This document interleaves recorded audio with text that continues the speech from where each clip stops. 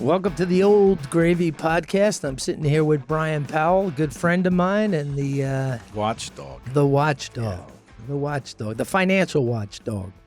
Today we're going to do a podcast, and we're going to review the Vice President, Kamala Harris. We're going to do a little bit of a background check on her, who Let's she do is. a background check on Kamala. And where she's the Vice President of the United States, right? And she could become the president. She's next in line. She's next in line. She's next in line any day now. Yeah. Maybe. And I think, I've gone through her resume, as they say, and we'll kind of Can you imagine if Joe resigned similar to the way that Nixon did? And as he's waving from the helicopter, the next thing you see is President Kamala Harris. Yeah. Yeah. I could. Wonder what Kamala Harris is all about. Well, I'll say this. In a lot of, the natural refrain from everyone, oh, my God, if that's even worse than having President Biden. like that's the end of the world. I don't think that way. And you don't? No, not at all. Not at all. I know that, and everyone's shocked when I say that, so now I'll explain myself. I'm in favor. Bring her on then. Because the difference between Kamala and Joe Biden is a 5-decade institution, a corrupt institution with a lot of power, a lot of friends, and a lot of connections, people that I have to hold him up. A lot of people protecting his ass. Absolutely, because they've been in on it with him. Kamala is kind of... She hasn't been. You're right about that. No, she hasn't been. She's like the Rotary Club from a town. Like if you compare her institution versus him, this has been around a long time. Joe's done a lot of favors. Everyone thinks he's that nice guy slapping everyone on the back or whatever. This guy has navigated. I give him credit. He's slapping people on the back. She was massaging them. Well, that's part of the resume. We're a big part of the resume. But no, really, he's an institution. She isn't. And when you fight an army, he's a corrupt institution. Yeah, for many decades. But Kamala Harris is president. What do you think? What's her story? Okay, I'll give you a little bit of background because most people don't really understand anything about her. Well, it was funny when he picked her as vice president, they called her Mamala instead of Kamala. Well, yeah, because it was all based on as everybody knows, right? She was brought in for what reason? Because it's a female of color, right? That was the first part of why she was picked. Yeah, but the Mamala was kind of like, she's just like all you other moms out there, which is all bullshit. Oh, okay. Does she have kids? Well, that's it. She has stepkids. And the press was kind of like, she's a career woman running around carpools or whatever. But when she married her husband, which was like after a year, the kids were 15 and 19. And I'm sure their mother raised her more than the father did. And when your kids are 15 and 19. So to start all this off, her husband had children that were teenagers when she married, and she had no children of her own. Yeah. And and when she got married, they were 15 and honestly, 19. I didn't know that. Yeah. So, I don't think she was running around doing too many carpools or cookie bakes and stuff like that. That's why they were calling her Mamala. So that's just it. Once again, it's a narrative, and they always have to bullet. So where did she come from? First of all, politically, she started in the San Francisco area? Yeah. Willie Brown. She was his name? Her first job, I think, out of law school. She went to Howard, then she went to law school out in California, and she became a district attorney in a county out in California. Who's this Willie Brown guy? Who was the mayor? Yeah, we got to get to him. Okay, we're going to walk into it. Matter of fact, in her early career, she was very pro law and order. She was a big pro police. Pro law and order, and she's taken some grief from that within the party on marijuana conviction. She had like over 1,900. She's a heavy conviction rate, right? Yeah, heavy conviction rate. So she was. So how her career started is when she was 29, she started dating Willie Brown. And Willie Brown at the time was a 55-year-old mayor. Or something? I think he was 60. Okay. I think he was 60 years old. She was 29, and Willie Brown, if people don't know, he was the mayor of San Francisco. He was in the state assembly. He was in state government. He was a power player. Right. I mean, we're talking. Yeah, he was was a power player. He was a power player. He was well known in the press. He was quotable. He was a leader of the Democrats in California, connected to Barbara Boxer, Feinstein, all of them. She was 29. He was 60. He was separated at the time. Okay. A lot of people think it was a secret affair and it's just gossip. No, they were a public couple. So I remember that. Yeah. So they were a public couple, and that really helped her go from being a DA to a attorney general. And there were some very rich families in California. You know, in like a lot of states, there's power players who might not be in the politics, but they fund the politics. And she was a favorite of a few of those families. And then she also had the background of the backing of the Pelosi's and, like I said, the Boxers and her Barbara Boxer and Senator Feinstein. So she won so she went from a DA to the Attorney General of the state of California, and that's when she had all those convictions you were just talking about. Those are all the convictions where she put people in jail for drugs and so forth, right? That coincidentally Trump let off.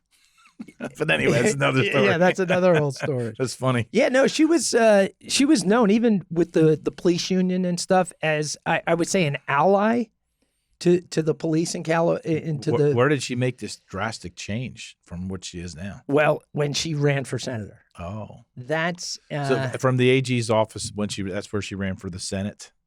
Yeah, is that how that from happened? the AG office, she ran for the U.S. Senate. She's a fairly young senator, right? Yeah, and she had the backing of all those Willie Brown, powerful people we just talked about. All the behind the scenes people. Yeah, and because of Willie Brown. Yeah, yeah, yeah. But I mean, I'm sure once she got in and she unloaded Willie, she looked the part. She looked legit.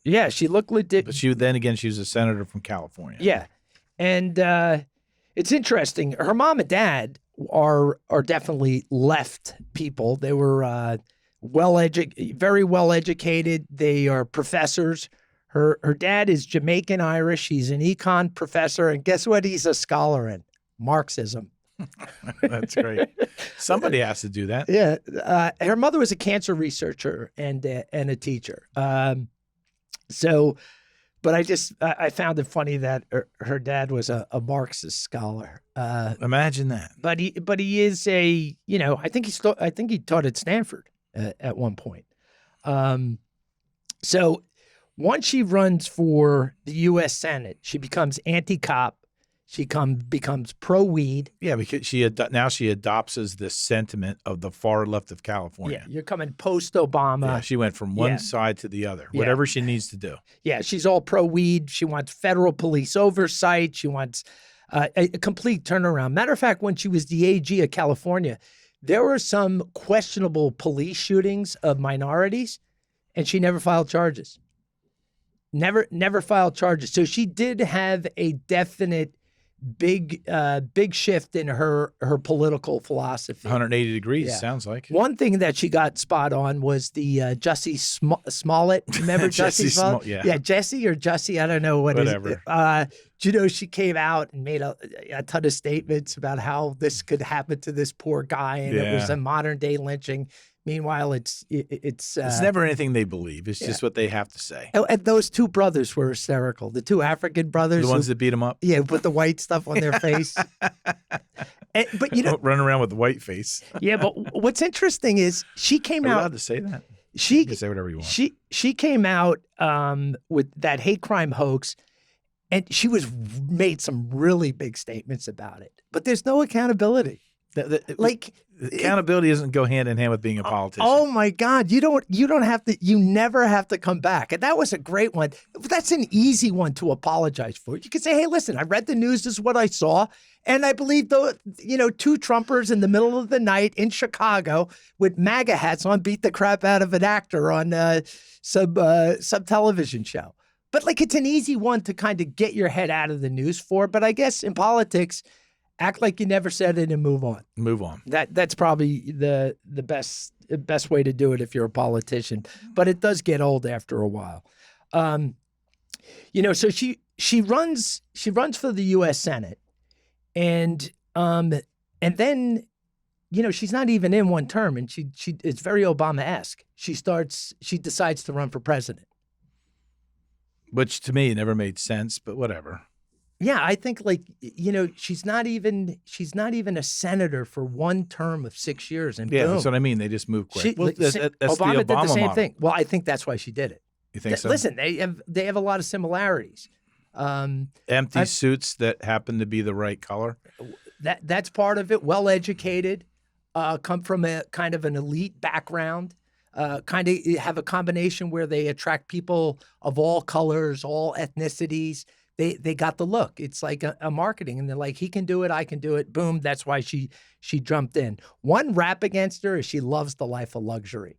So people who had to run security for her campaign, the amount of money they spent on hotels or whatever. She's a Louis Vuitton type yeah, girl, she right? is definitely. She's not like a blue collar Democrat. That's for like sure. you said. You already established she wasn't running around in the van going to soccer games. Yeah.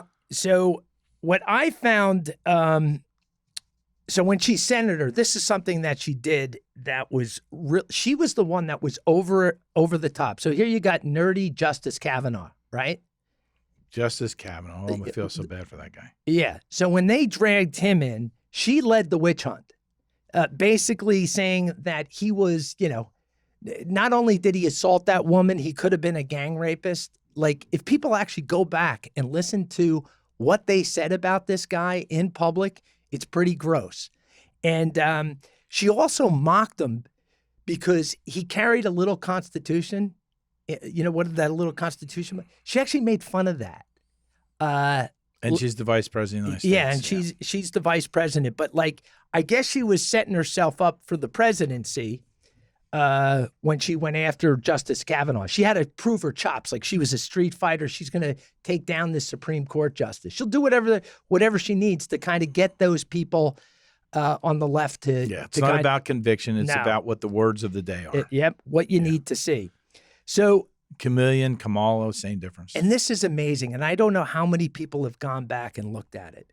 But when she was running against Biden in the debates, she came so close to calling him a racist. Like, she ran it. Well, the inference was there. Oh, that's what I mean. She ran it right up to the line. I mean, she beat him over as the biggest old white bigot in the world. Yeah.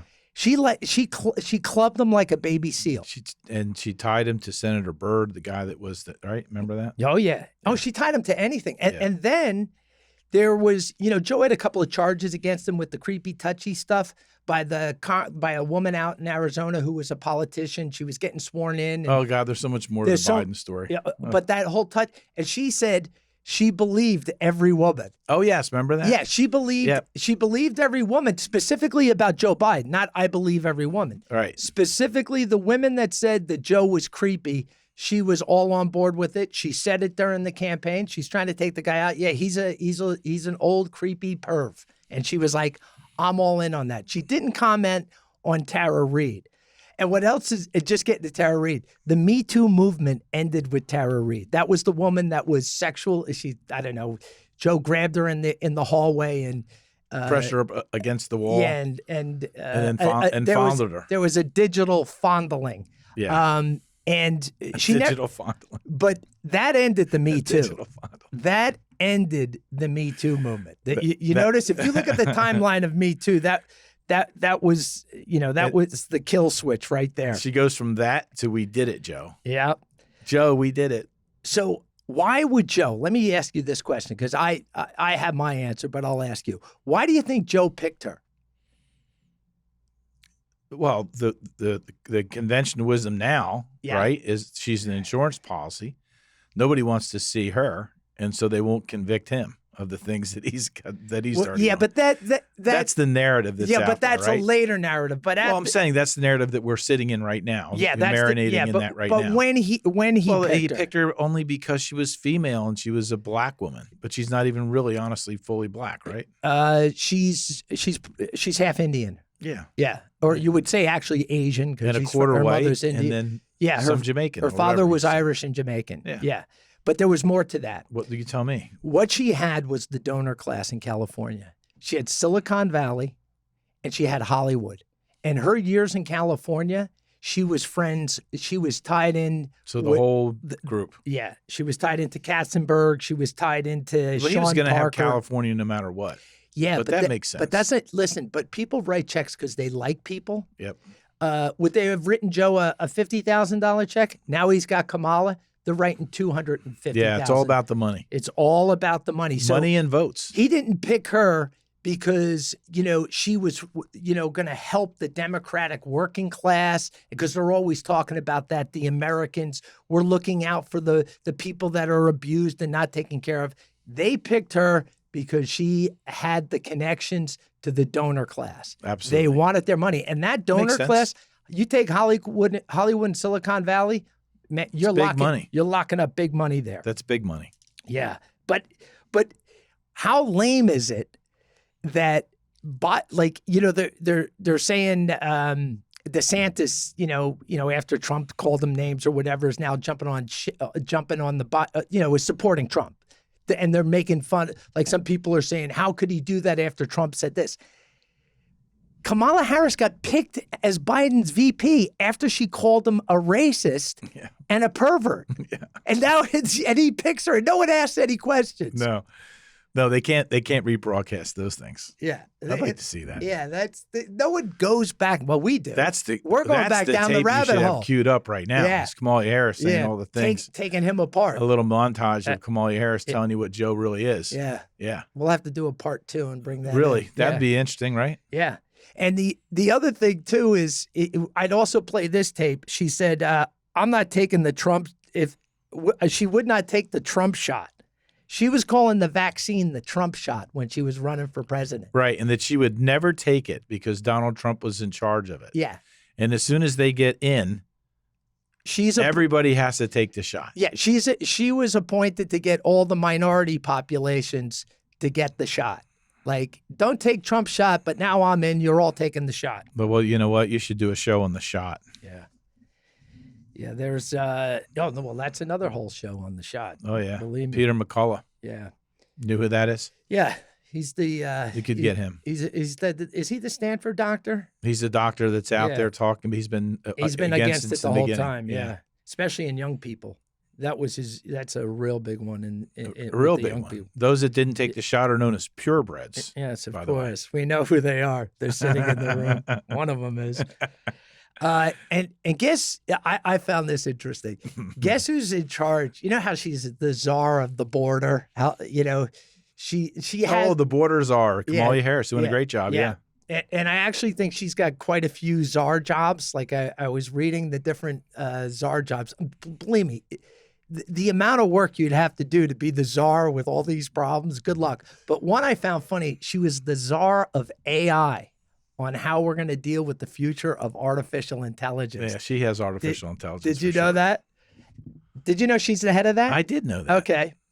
And one of her opening speeches in a public speech to a group of people, this is what she said. She started off her speech. First of all, AI has 2 letters. That she actually says that to the audience. She's right. And she says she's right. And she is right. And it means artificial intelligence. Oh, thank you. Yeah. That's how she opened. You know how complicated AI is? Like how complicated is it? Well, it's complicated enough that Elon Musk says it could destroy the world. And we could put Kamala in charge of it. Yeah, and she's going to be the one to figure this all out for us. Thank God. She's the czar. Yeah. I wonder if the state of Texas is going to take over AI. Why would they took over the border? Oh yeah. They are taking it over. I just found her taking over the artificial intelligence was perfect. Who else would you have do that? I don't know. She is the vice president of the United States. Yeah, she's the one. She can do it. You know what? Her favorability. That's another thing. Kamala Harris' favorability. But her favorability, even when she was running, right? before all the gaffes and the inane things she says, before all that, she had a very in the primary, in the Democratic primary, she didn't have a lot of support at all. She didn't have any support. Yeah, once again, she had basically zero support. And once again, she would, after calling the president a bigot and a sexual pervert, she still got the fight. She has no support in the primary. She has no support now. That just shows you how important she that had donor money. class is. She had that money donor through the donor class, and she was not a threat in any way to Joe. No, at all. No, because people cringe at the idea. But it was, I found it. She's unelectable. Yeah, you know what? I want to come back to that. I kind of want to talk about like what you think her future is going to be. But right now she's at 32%, and 32% approval rating amongst what, Democrats? No, I think just amongst the country. She's at about 32%. Well, that's not bad. It's almost a third. You know, she's only 1% shy of a third. But you know, her brand with the donor class is not as strong either, because they also want things done and they want things for their support, regardless if they like you or what you look like. And they don't think she can do it? I don't think so. Yeah. I think her favorability with them is down. You're not going to. People want to invest in a winning horse. You know, they want some type of return. They want to see you kind of doing. She could bring money to Joe, but she can't bring money to herself. I don't know if she could bring money to Joe at this point either. No, I'm saying that's the reason they brought her in. Oh yeah, because she could bring money to Joe, but she can't bring money to herself. It's another reason to bring her in. She's not a threat. She's not a threat at all. Yeah, no, and. But what do you? I was going to ask you that. What do you think her future is? Like, what do you think? I think she just fades away. I think she winds up playing golf with Dan Quayle. I think she's the Dan Quayle of the Democratic Party. Yeah. Wow. Just fade away. Now, I like that. To think about that. When Dan Quayle, not to get too deep into that, right? Yeah. He was chosen as a political favor, George Bush Sr. Yeah, Indiana senator. Yeah. And he was a same kind of thing, kind of a no-name, wasn't going to ruffle the feathers, never be a threat to be the president of the United States. Get some Midwest votes. Yeah. He wasn't really, right? He was from kind of a rich family. Guys over at Pine Valley, the #1 golf course in the world, and that's where he plays golf kind of thing. Kamala is going to wind up in that kind of celebrity status, right? The first female vice president, and she's going to ride that. She's going to ride that horse all the way home, because that's all she's got. And is there some value to that? Absolutely, right? So when you think about, I'm just going to, Chris Christie, that's not really a comparison. But the fact that the guy ran for president and spent $12 million and he's looking for a return on the investment, what's the return on investment? The fact that he ran for president, and that's a marketable thing to write a book or go on broadcasts or whatever and get paid, right? That's all she's going to do. She's done. She's done as soon as Joe is done. Yeah, but Dan Quayle didn't do any of that. Like you said, he kind of just faded away. He just kind of faded away. Just faded away, and eventually she'll fade away too. Yeah, he faded away quick, very quick, because he never had any juice. Yeah, he was just a guy to fill the seat. He was never a threat to Bush. It was never like he was going to be the next guy that was going to run for president. Yeah, I think he tried, but it didn't go well. He was never going to be that guy. You can try all you want. She tried. Here's an interesting observation I heard about Dan Quayle, and I don't want to make the show about Dan Quayle, but a quick observation. Yeah. The media, this guy was milquetoast. Yeah. But they killed him like he was the worst thing in the world. Like they couldn't stand him. And no one was a good comparison, because he said stupid things and Kamala said stupid but things. he didn't really say that many things that were that stupid. But when he did, they were pretty stupid. He spelled potato wrong or something. I think that might be an exaggeration of what he said. I'll tell you, let me make my perspective. Wasn't that George Bush Jr. that spelled potato wrong? No, I thought it was Dan Quayle. They probably both did. Yeah, they probably both did. They both weren't that bright. I agree with you on that. No, my point is, when the press corps is full of journalists from the Columbia School of Journalism, a lot of Ivy Leaguers from the Harvard Government School. They were all about his age. He was a relatively young guy. So these guys are all in the middle of their career. And they looked at this, guy from Indiana, went to law school at some no-name Midwest law school. They're like, look at us schlepping all over the country to do interviews. We eat crappy food in crappy diners. We don't get paid that well, but we work for the New York Times. We work for Newsweek magazine. And this guy is the vice president of the United States.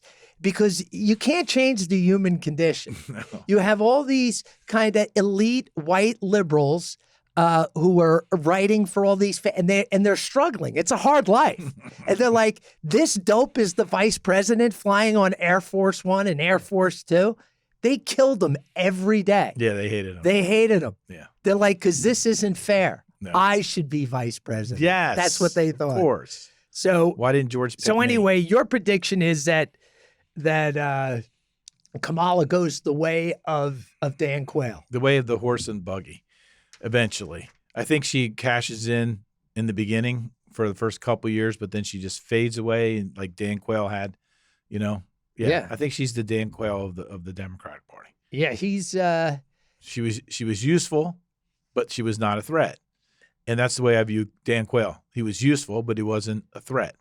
Yep. She's not a threat in any way. Yeah, but I'll be honest with you, her performance, I don't think there was, like you said, I don't think there was a lot of expectations for Dan Quayle to do anything or do well. I don't know what the expectations, I can't remember, but she's come in a lot lower than anyone expected, right? She's a point below 1/3. No, 32%. No, but I mean, didn't you expect her to be more capable? That's all I'm asking. No, I mean, you're asking the wrong guy that question because I don't think there's any. I don't think that the left is capable of anything other than the destruction of the United States. Okay. And I know it's a hard right-wing view. No, but it's your view. But I think that's starting to prove out when you look at of this big switch. Like Chicago's a good example. You think you'd be able to float Kamala in there to take over Chicago and kind of quail the uprising, if you know what I mean.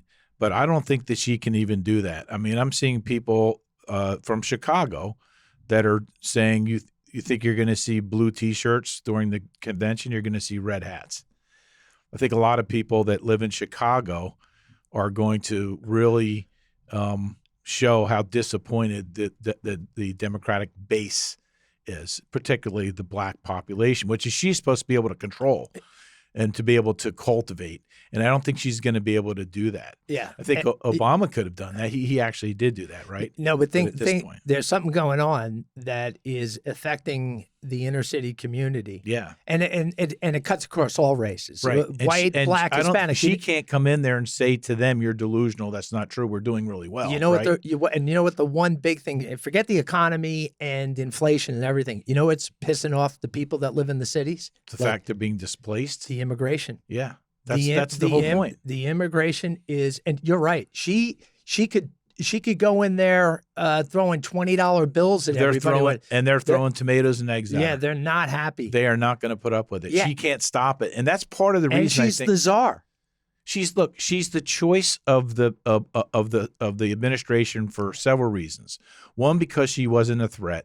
As you point out, she brought big money, but she's also a black woman, so she's supposed to be able to control and lead those people to vote for the Democrats. She's not going to be able to do it. No. Because of the way that their lives have been disrupted.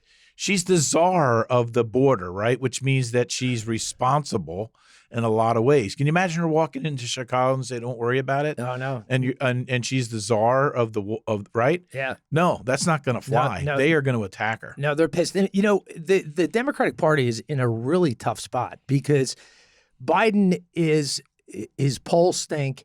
He looks like he's getting older by the minute, not by the day, and they can't drop her because that's going to create a huge problem. Not with the black community, but with the white elite, kind of the Hillary Clinton woman, kind of wealthy people. If they drop Kamala, they are pissed. You don't think that they can just leapfrog the governor of California over Kamala? No way.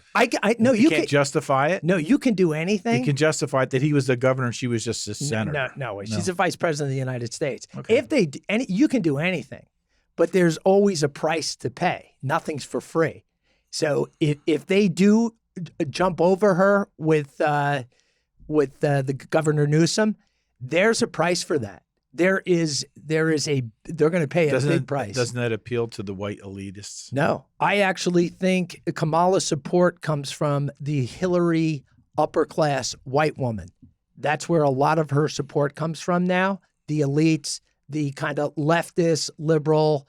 That's who would be really pissed about Kamala being Which is about overrun. 32% of the population. There it is. That's her 32% right You might there. be right about that. Yeah. Yeah. That's where I think it is. Yeah. And then that's where it ends. Yeah, 'Cause there's nothing else on top of that. I think they're in such a bind, but we're not going to solve it today. I'm glad we got to kind of just. I used to think Kamala was cute. Yeah, I did too. You did? Yeah, because she did. You remember the picture she's in with who was the guy that had the daytime show?